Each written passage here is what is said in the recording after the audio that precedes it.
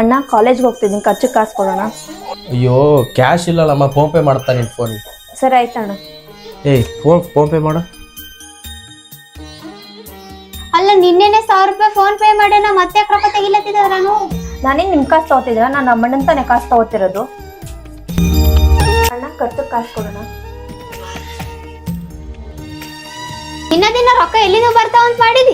ನಿನ್ನೆ ನೋಡ್ರ ಪರ್ಸನಲ್ ರೊಕ್ಕ ತಕೊಂಡಿದಿ, ಮನಿ ನೋಡ್ರಿ ನಿಮ್ಮ ಅಣ್ಣ 1000 ರೂಪಾಯಿ ಫೋನ್ ಪೇ ಮಾಡ್ಯಾನ. ನಿಮ್ಮ ಅಣ್ಣನ್ ಗಿಡ ಇಟ್ಟನಂತ ಮಾಡಿದೇನು? ನಾನೇ ನಿಮ್ಮ ಕಾಸು ತಗೊಂಡು ಹೋಗ್ತಿದ್ದೀನಿ, ನಮ್ದು ಎಷ್ಟಾಯ್ತು ಅಷ್ಟು ನೋಡ್ಕೊಳ್ಕೊಡಿ.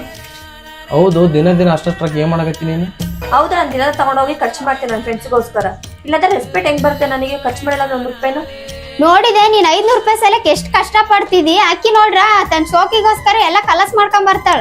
ನಿನ್ ಫ್ರೆಂಡ್ಸ್ ನಿನ್ ಬೆಲ್ ರೊಕ್ಕ ಅವಂತ ಅಷ್ಟೇ ಬರ್ತಾರ, ಅದೇ ರೊಕ್ಕ ಇಲ್ಲ ಅಂತಂದ್ರೆ ಯಾರು ಬರಲ್ಲ. ನಿಮ್ಮ ಅಣ್ಣ ಅದೇ ರೊಕ್ಕ ದುಡ್ಲಿಕ್ಕೆ ಎಷ್ಟು ಕಷ್ಟ ಪಡ್ತಾನೆ ಗೊತ್ತದ ನಿನಗ? ಇವಾಗಾದ್ರೂ ಎದಕ್ಕ ಏನ ಅಂತ ಕೇಳ್ಬಿಟ್ಕೊಡ್ ರೊಕ್ಕ. ನೀನ್ ಕೊಟ್ಟಗೆಸಿಂದ ಒಳ್ಳೆ ತಾಗ್ಬಿಡ್ತಿದಿ, ನಾನ ಯಾಕೆ ಏನಂತೆಲ್ಲ ಕೇಳಿಗೆಸಿಂದ ಈ ಮನೆಗೆಲ್ಲ ಕೆಟ್ಟಕ್ಕಾಗ್ಬಿಡ್ತೀನಿ. ಬಾಳಲ್ಲಿ ನೋವೆಂಬುದೆಲ್ಲ ಮಾಮೂಲಿ.